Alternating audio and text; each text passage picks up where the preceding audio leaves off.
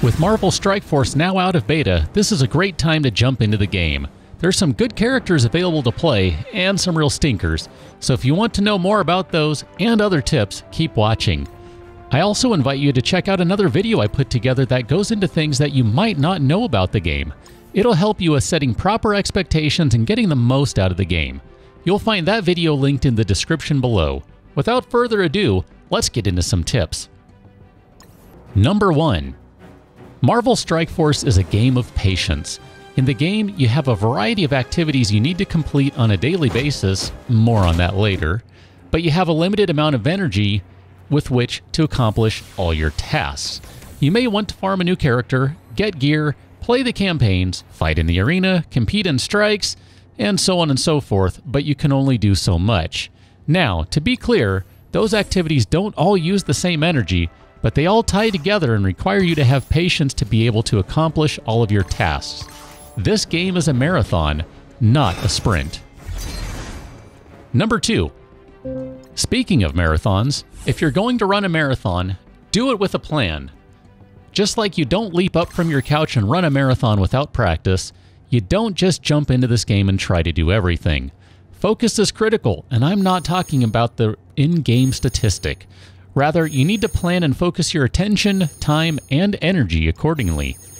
How are you supposed to do that if you don't know what is good and what isn't? Part of that comes with experience, part of that comes later in the video. Without getting into those specifics now, let's instead come up with a plan that makes the most sense in the long run. Focus on your arena team. When you first start the game, you won't have access to the arena. The arena is where you take 5 characters and pit them against other players in a day-long tournament.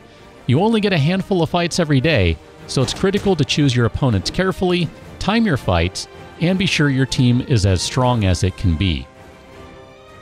The arena is important because this is going to be your main source of premium currency, called power cores. Power cores can be used for a lot of things, but they're best spent on energy, which you of course can use to improve your arena team as well as work on other long-term plans, like getting Iron Man or unlocking Yondu, Hawkeye, and Hulk. To improve your arena team will mean balancing campaign progression, character farming, and gear farming, but if you focus primarily on your arena team, you'll have more energy available to you in the long run. Focus on that team first, and then decide on how to best spend the additional energy. I'd suggest working on alternate teams for blitz and raids because, unfortunately, you do need more than 5 characters. You can instead choose to make a different plan. Perhaps you'd rather work on hero and villain teams to get through the campaigns to open farming nodes so you can get more powerful characters for later use. That's fine. Whatever you do, do it with a plan. The shotgun approach doesn't work here. Number 3. Who should be on your arena team? What about for the hero campaign, the villain campaign, or the Nexus? Who the heck do you use in Blitz? Well, it depends. Are you going to spend real-world money on the game? Are you going to play entirely for free?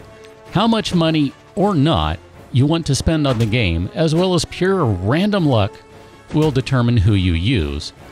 Without doing a deep dive on all of the characters available to you early on, here's who you might want to focus on for an arena team. Luke Cage. You can do worse than him, but you can also do better. The problem is, you won't be able to do better in terms of a pure protector for a while. Plan on replacing him with Drax or maybe even shield security. SpiderMan. He's fragile, but he puts out a fair amount of damage so long as you can keep him alive. His stun is also helpful once you get him geared up a bit. Plan to replace him with Gamora or Quake. Elektra. One of her specials can remove a single buff from an enemy and give her stealth, while her ultimate does a ton of damage to a single target. You'll get her from the events area as you progress through the game. Crossbones. Also accessible from the events area, he's a villain protector with a big AoE nuke. Level up that nuke and giggle when he explodes and everyone goes flying from the map. Is he great? No, but you don't have a better villain protector choice early on. Also, did I mention his nuke? There'll be other characters you get along the way, and though most of them are minions, you may still find some of them useful. Some you'll have to spend energy on because you need a 4th or 5th body for a particular team, That's okay to do, just don't dump all of your resources into getting random Minion A leveled up when they're really not that good to begin with. You will get use out of them in Blitz and Raids, but again, don't focus on them with the exception that it may be worth it to put some time into Shield if you need a 4th or 5th to get Iron Man.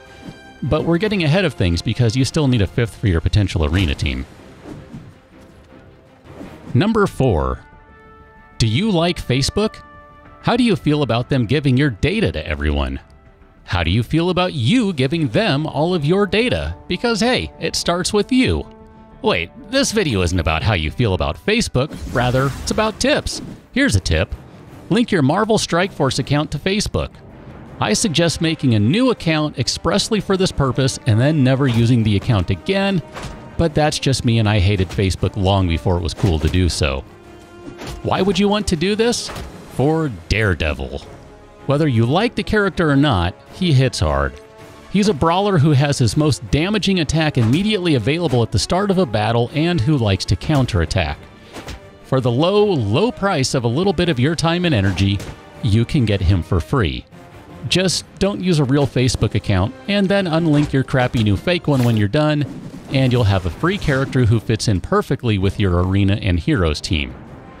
Of course, if you want to go a different direction, you can still run with Elektra, Spidey, and Crossbones, and instead of Luke and Daredevil, swap in Shield Operative and Hand Blade Master. Hand Blade Master and Daredevil have some similarities, but Shield Operative in place of Luke gives you a strong single-target heal to keep Crossbones alive. Did I mention Crossbones in his big nuke? Yeah, you want him alive. Regardless, you'll make adjustments to your teams, but know there are worse characters to include. One last bit about Daredevil, though. Did I mention he has synergy with Luke? No? Want to know more about synergy? Leave me a comment below. Number 5. The final tip actually covers a fair amount of topics all at once and can be summed up as do your daily activities. When you first start playing the game, set aside a couple of hours to play. Why? Because you'll be gaining levels constantly and will end up with tons of energy to spend. The more you spend, the more experience you get, and the higher the level you are, the more activities and areas you unlock. Daily activities are where you gain the majority of your experience and rewards, and it's crucial to finish them. Hey, are you a fan of the X-Men? Would you like a free Wolverine character to use and fight with? Do your dailies and you'll get him for free. To complete all of your daily activities, you'll need time and energy. Expect to play at noon, 6 p.m., and 9 p.m. at the very least every day. Every single day.